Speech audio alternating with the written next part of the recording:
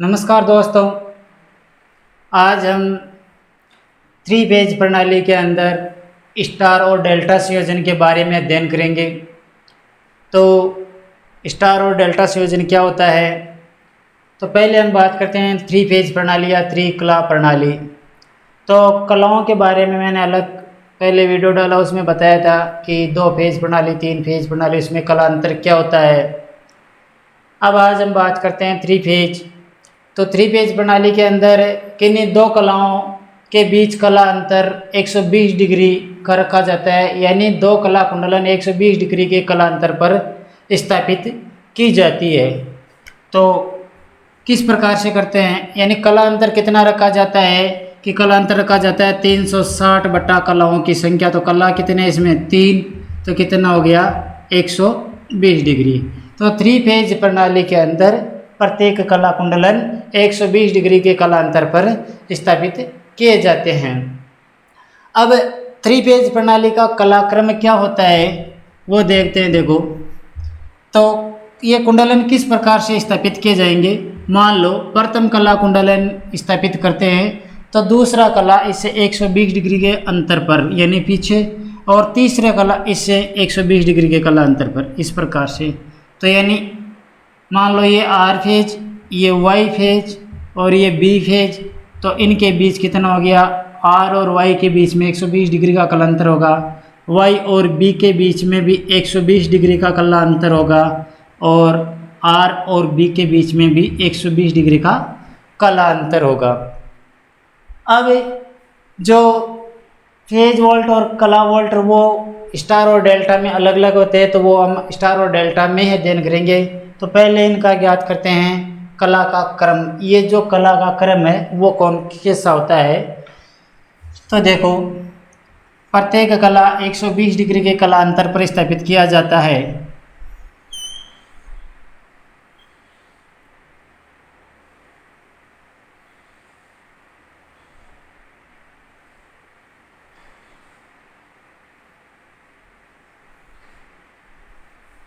इस प्रकार से मान लो पहला कला 0 डिग्री पर है, तो दूसरा -120, तीसरा +120 डिग्री पर रहेगा। ये है आर, ये है वाई, ये है बी, आर वाई बी।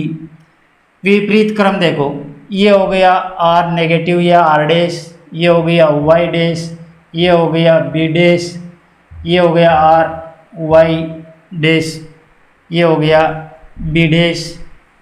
तो ये इसका क्रम। अब देखो, क्रम एक तो सही क्रम होते हैं और एक विपरीत क्रम होते हैं। सही क्रम कौन सा है, आर के बाद में वाई आ रहा है, वो सही क्रम है आर वाई बी। तो जिस क्रम में कला उच्चतम मान पर पहुंच रहे हैं वो इसका कलाक्रम हो गया। यानी यहाँ से देखो, ये आर, ये वाई और बी, तो ये क्रम हो गया आर वाई बी। यदि यहाँ से प्रारंभ करेंगे तो Y B R, Y B R, या यहाँ से प्रारंभ करेंगे तो B R Y, B R Y. यानी देखो, आर, आर के बाद में कौन सा आ रहा है वाई, वाई के बाद में कौन सा आ रहा है बी, आर वाई बी। यदि यहाँ से प्रारंभ करें तो वाई, वाई के बाद में बी, बी के बाद में आर, तो वाई बी आर। यदि यहाँ से प्रारंभ करेंगे तो बी, बी के बाद में आर, आर के बाद में वाई। तो ये तीनों ही सही क्रम हो गए। तो सही कलाक्रम होंगे आर वाई बी आर और बी आर वाई। अब लेते हैं विपरीत।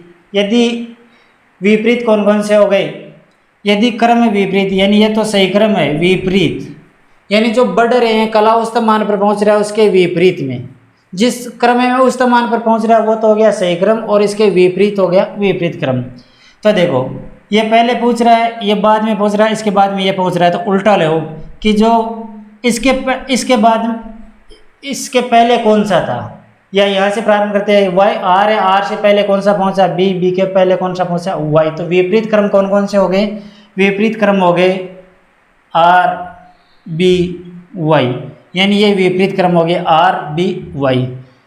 दूसरा यहाँ से प्रारंभ करें तो बी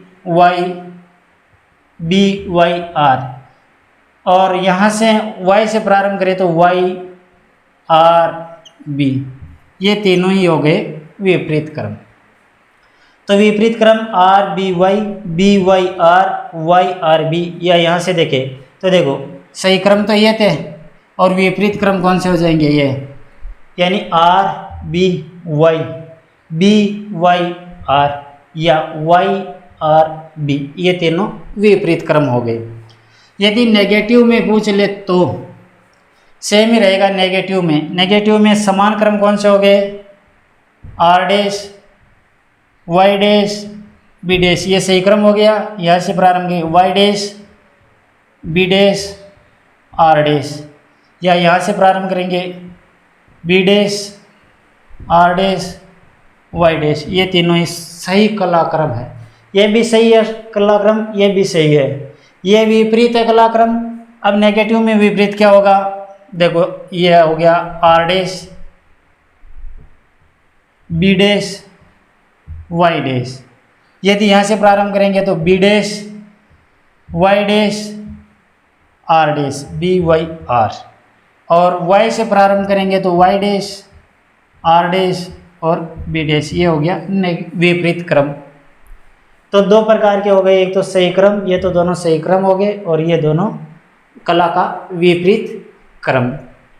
अब त्रिभेज जो प्रणाली है उसमें कला कुंडलन का संयोजन। त्रिभेज प्रणाली के अंदर जो कला कुंडलन होते हैं उनके दो प्रकार के संयोजन होते हैं, एक तो स्टार संयोजन और एक होता है डेल्टा संयोजन। तो स्टार और डेल्टा संयोजन किस प्रकार से होंगे उन्हीं का अध्ययन करते हैं।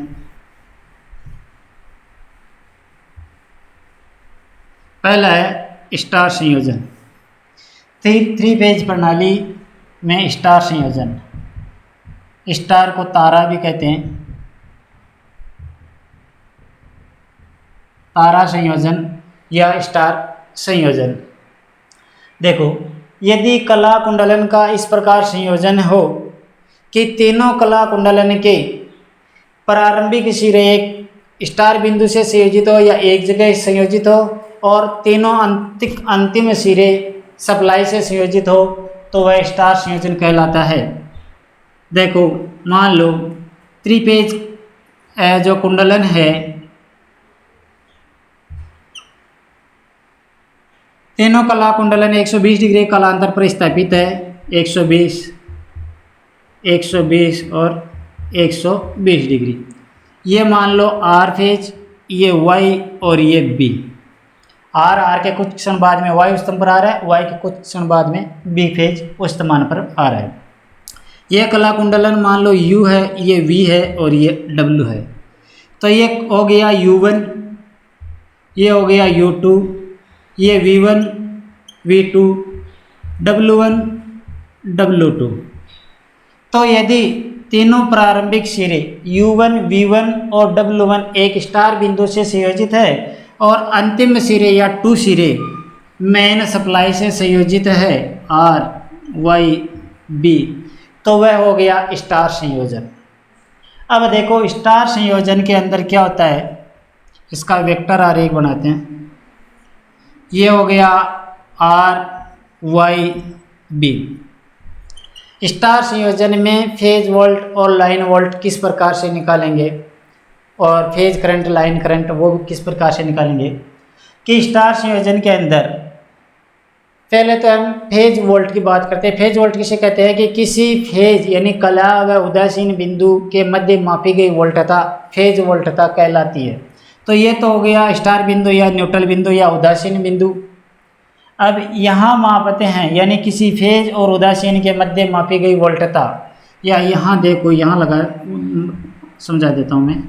मान लो एक वोल्ट मीटर लगा रहे हैं यहाँ पर, तो ये फेज वोल्ट बताएगा, यानी ये तो हो गया फेज, ये हो गया उदासीन बिंदु या न्यूट्रल बिंदु या स्टार बिंदु। तो इसके अक्रॉस मापी गई वोल्टता फेज वोल्ट कहलाती है। जबकि किन्हीं दो कलाओं के मध्य मापी गई वोल्टता लाइन वोल्ट कहलाएगी, यानी यहाँ जो मापते हैं वो लाइन वोल्ट कहलाएगी। तो देखो ये फेज वोल्ट है, यदि इसके अक्रॉस मापेंगे वो भी फेज वोल्ट है, जबकि दो फेजों के अक्रॉस मापेंगे वो क्या हो जाएगी लाइन वोल्टता। तो मान लो यहाँ जो मापते हैं वो फेज वोल्ट है, यहाँ मापते हैं वो फेज वोल्ट है, जबकि यहाँ मापते हैं वो क्या होगी लाइन वोल्टता। अब लाइन वोल्ट किस प्रकार से निकालेंगे, देखो ये हो गया फेज वोल्ट, ये हो गया फेज वोल्ट, ये है लाइन वोल्ट। यदि इस रेखा के समांतर हम इस यहाँ से बढ़ाते हैं भुजा को, इस भुजा के समांतर यहाँ से बढ़ाते हैं इस प्रकार से, तो ये क्या हो गया समांतर चतुर्भुज, आमने सामने की बजाय समानांतर। अब देखो ये कोण कितने डिग्री का है, 60 डिग्री का, ये सॉरी 120 डिग्री का, ये 120 डिग्री का, ये 120 डिग्री का, चारों अंतः कोणों का योग कितना होता है 360 डिग्री। 360 में से 120 120 240 ये हो गए, शेष कितना रहा 120 डिग्री, यानी ये दोनों कोणों का मान होगा 120 डिग्री। तो ये कितने का हो जाएगा, 120 में से 2 का भाग लगाएं 60 डिग्री, यानी ये पूरा कोण हो जाएगा 60 डिग्री और ये कोण हो जाएगा 60 डिग्री। अब देखो इसके अंदर विकिरण ज्ञात कर लेते हैं, यानी ये होगी प्रथम भुजा, ये हो गई द्वितीय भुजा और ये हो गया विकिरण। तो समांतर चतुर्भुज में विकिरण ज्ञात करने का सूत्र क्या होगा कि उसी से विकिरण मिल जाएगा, यानी विकिरण के बराबर ही होगा VL, यानी VL बराबर क्या होगा विकिरण। तो विकिरण का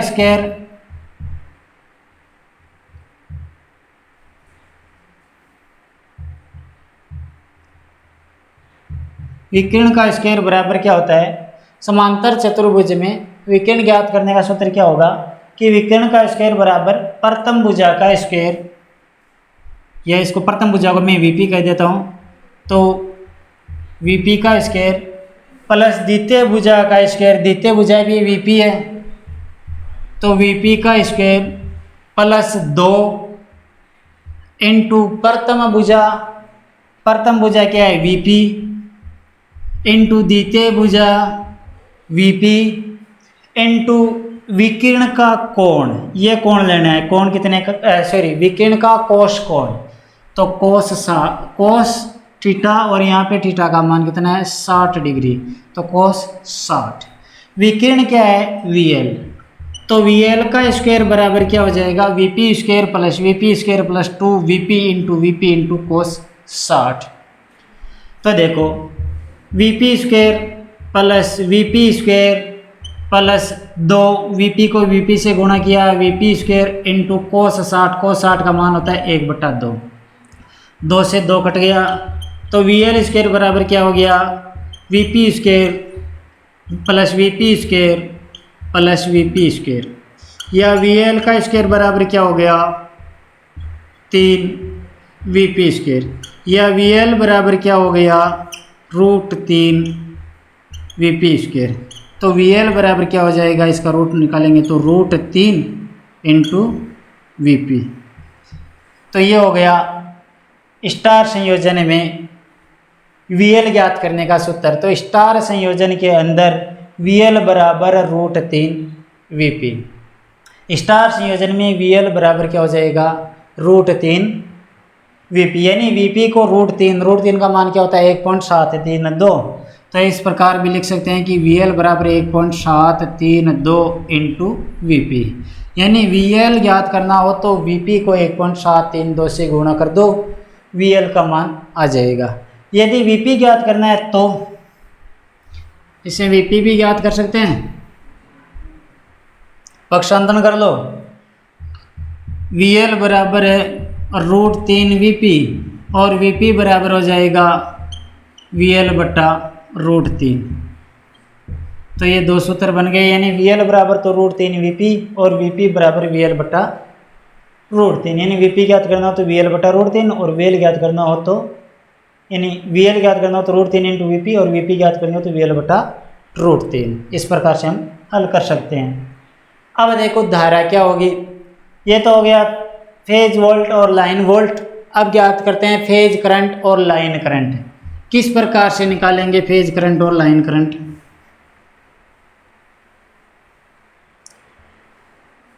देखो आरेख दोबारा बना लेता हूं मैं।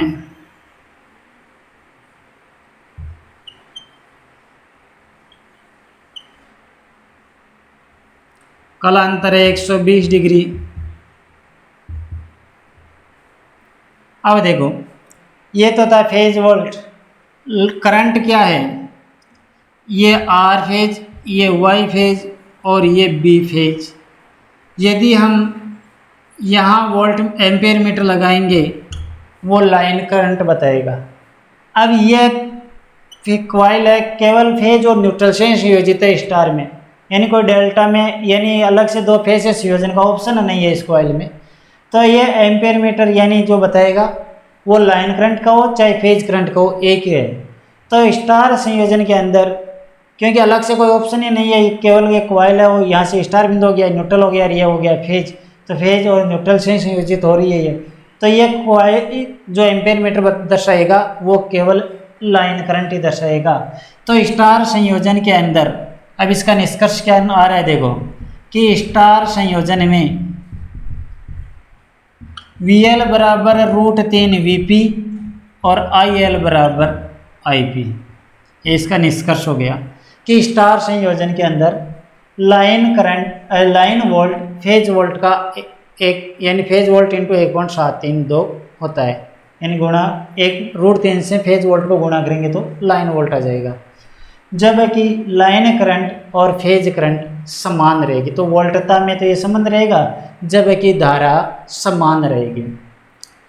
स्टार संयोजन में धारा समान रहेगी। अब कई बार कंफ्यूज हो जाते हैं क्योंकि डेल्टा के अंदर वोल्टेज समान रहते हैं, धारा में √3 का अंतर रहता है, तो कंफ्यूज हो जाते हैं कि स्टार में √3 वोल्ट के साथ लगाना है या धारा के साथ लगाना है, जो भी है।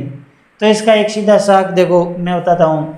मान लो इस पथ को हम भूल जाए तो ये क्या हो जाएगा, एक श्रेणी पथ हो जाएगा, यानी ये दोनों कुंडलन श्रेणी क्रम में लगी हुई दिख रही है। श्रेणी क्रम में धारा समान होती है या वोल्टता, श्रेणी क्रम में, यानी मान लो कोई भी परिपथ है डीसी से प्रचलित, मान लो कोई श्रेणी क्रम में, तो श्रेणी क्रम में तो तीय धारा का मान समान और वोल्टता का मान अलग अलग, और समांतर क्रम में होता है तो समांतर में वोल्टता का मान समान और धारा का मान अलग अलग।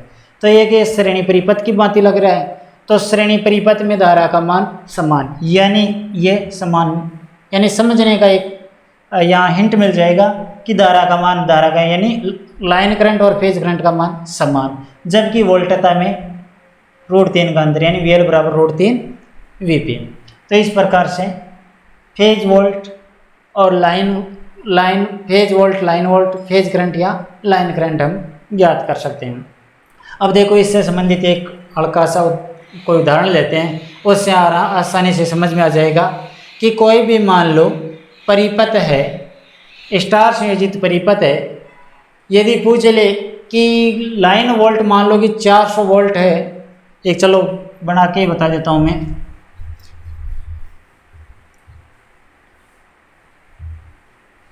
मान लो कोई कोई परिपथ है, त्रिकला परिपथ है, ये मान लो कि एक 3 फेज परिपथ है। अब बोल दे इसके अंदर ये हो गया R, ये हो गया Y और ये हो गया B। यदि इसमें से प्रवाहित धारा I का मान लो कि IL बराबर 20 एम्पियर है और VL बराबर मान लो कि 400 वोल्ट है। यदि मान लो ये परिपथ दिया हुआ है कि कोई 3 फेज परिपथ है या उपकरण है, लाइन वोल्ट का मान 400 है, लाइन करंट का मान 20 एम्पियर है, तो बताओ VP क्या होगा और IP क्या होगा, VP और IP का मान क्या होगा बताओ। किस प्रकार से हल करेंगे, देखो क्या दे रखा है, VL बराबर दे रखा है 400 वोल्ट, IL बराबर क्या दे रखा है 20 एम्पियर। ज्ञात क्या करना है VP और IP। किस प्रकार से ज्ञात करेंगे, स्टार संयोजन के अंदर VL बराबर √3 VP, IL बराबर IP। VL क्या है 400, ज्ञात क्या करना है पहले VP। तो देखो सूत्र क्या हो गया, VL बराबर √3 VP, या VP बराबर क्या हो जाएगा VL बटा √3। तो VL बटा √3, VL का मान क्या है लाइन वोल्ट 400 400/√3 यानी 1.732। तो क्या हो जाएगा, इसका भाग लगाएंगे तो 230 पॉइंट समथिंग आते हैं। तो इसे राउंड फिगर में 230 वोल्ट ही ज़्यादातर लेते हैं, जबकि वास्तव में क्या होता है 230.9 वोल्ट लगभग होते हैं। तो 230 वोल्ट, तो फेज वोल्ट का मान क्या हो जाएगा 230 वोल्ट। अब देखो धारा का पूछ ले तो स्टार संयोजन के अंदर IL बराबर IP, तो IL का मान क्या है 20, तो IP का मान क्या हो जाएगा IP बराबर भी 20 एम्पियर। तो इस 3 फेज परिपथ के अंदर लाइन वोल्ट 400 वोल्ट है, तो फेज वोल्ट हो जाएगा 230 वोल्ट। लाइन करंट 20 एम्पियर है, फेज करंट भी 20 एम्पियर ही रहेगी।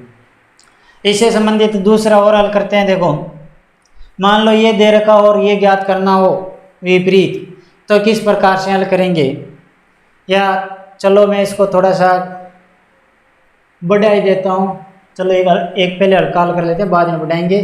तो पहले एक ये हल करते हैं। मान लो इसका मान दे दे कि यहाँ पे 240 वोल्ट है, क्या VP, या एक वोल्ट मीटर लगा दे यहाँ पे, ये है 240 वोल्ट रीड कर रहा है, यानी फेज वोल्ट का मान लो कि 240 वोल्ट है। एम्पियर मीटर की रीडिंग मान लो कि 15 एम्पियर है।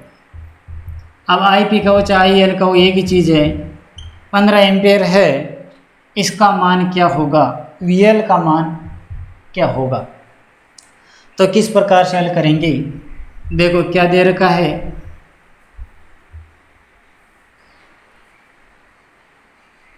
VP दे रखा है, VP बराबर है 240 वोल्ट, IP बराबर है 15 एम्पियर, VL बराबर ज्ञात करना है, IL बराबर ज्ञात करना है।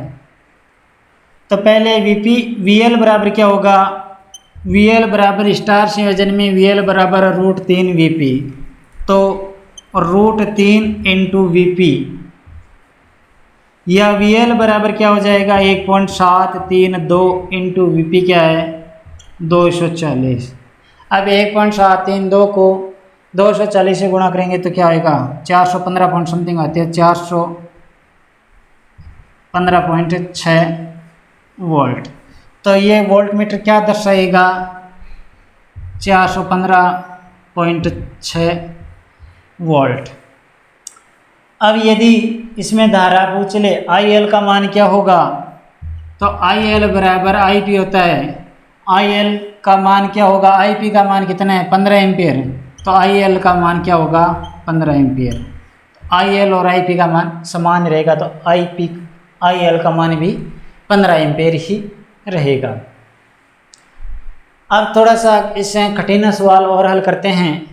मान लो इस प्रकार के परिपथ में कई बार पूछ लेते हैं कि इसका इम्पीडेंस दे रखा हो और शक्ति भी पूछ ले या धारा पूछे, तो किस प्रकार से हल करेंगे। देखो मान लो एक उदाहरण लेते हैं।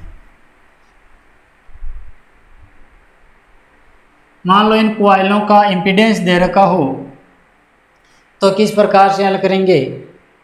मान लो इसका मान 400 आपूर्ति वोल्ट है, लाइन वोल्ट का मान है 415 वोल्ट, और इसका जेड दे रखा हो 30 ओम।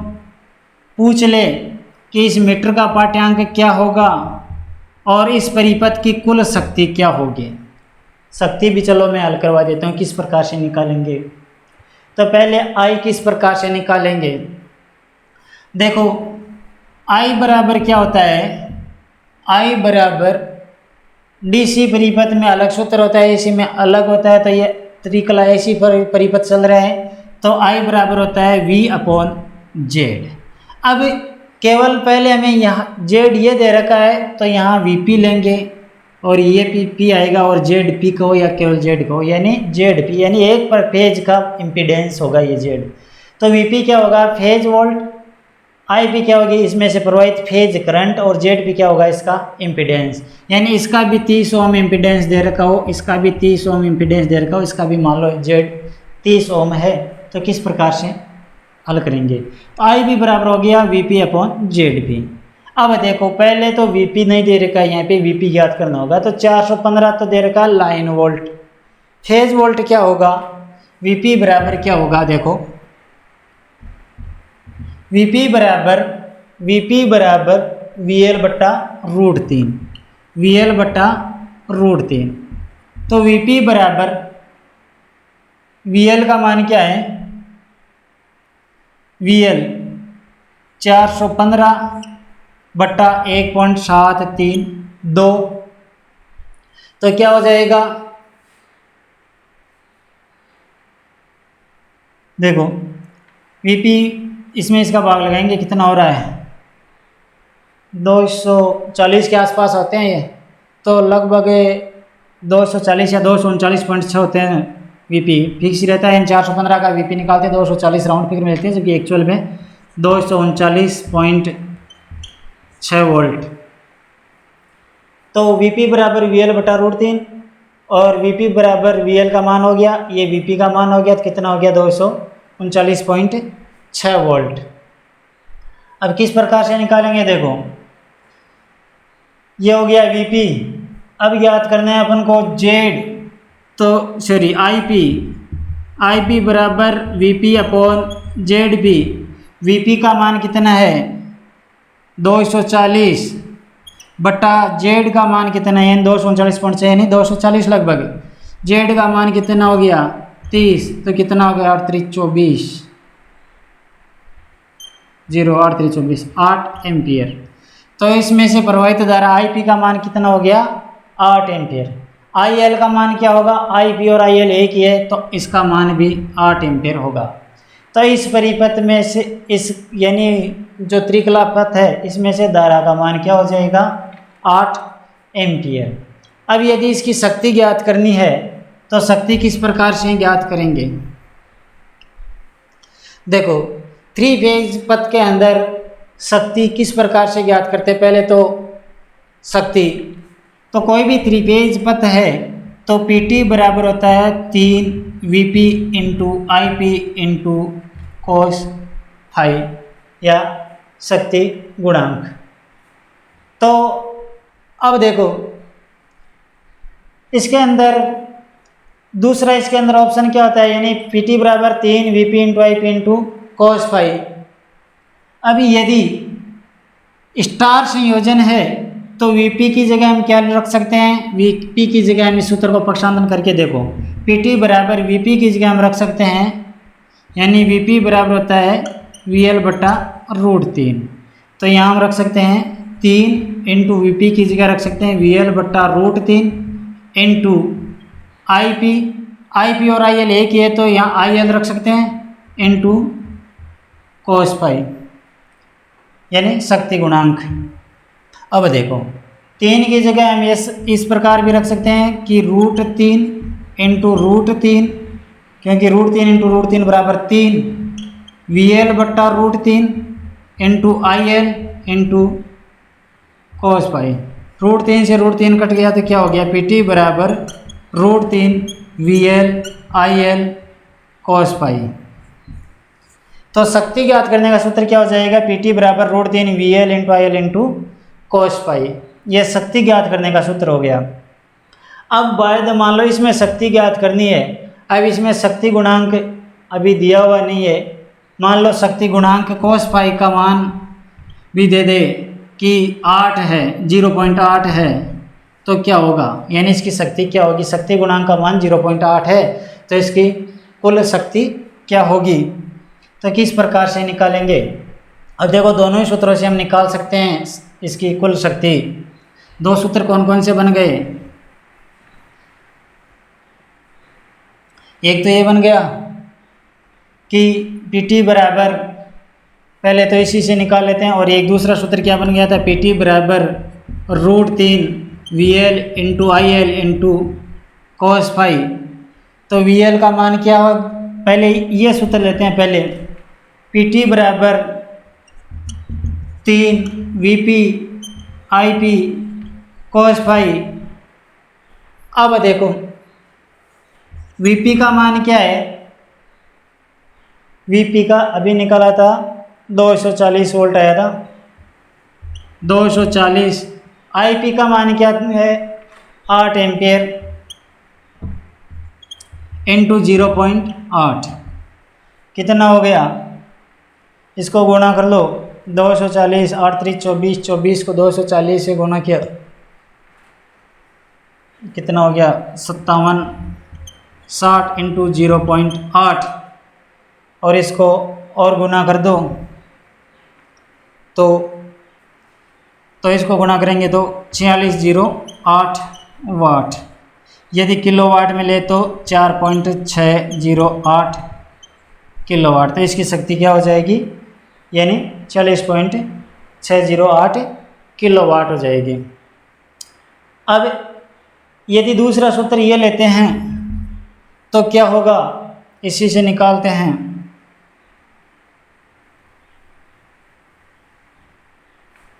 देखो VL का मान यानी 1.732 into VL 415 into IL 8 into शक्ति गुणांक 0.8 क्या हो गया। अब सेम वही आएगा क्योंकि इसको पहले से √3 से √3 का गुणा किया हुआ है, ये √3 है तो 3 ही हो जाएगा। यानी इसको वापस इसी को हल करेंगे तो वही आ जाएगा 5760 इंटू 0.8 और वही 4608 वाट या 4.608 किलोवाट आ जाएगा। तो इस प्रकार से हम इनको हल कर सकते हैं। इसमें अलग अलग प्रकार की विधि बताई है। अब अगला अपना इसी से संबंधित रहेगा, डेल्टा संयोजन है तो ये किस प्रकार से हम हल करेंगे। ठीक है दोस्तों।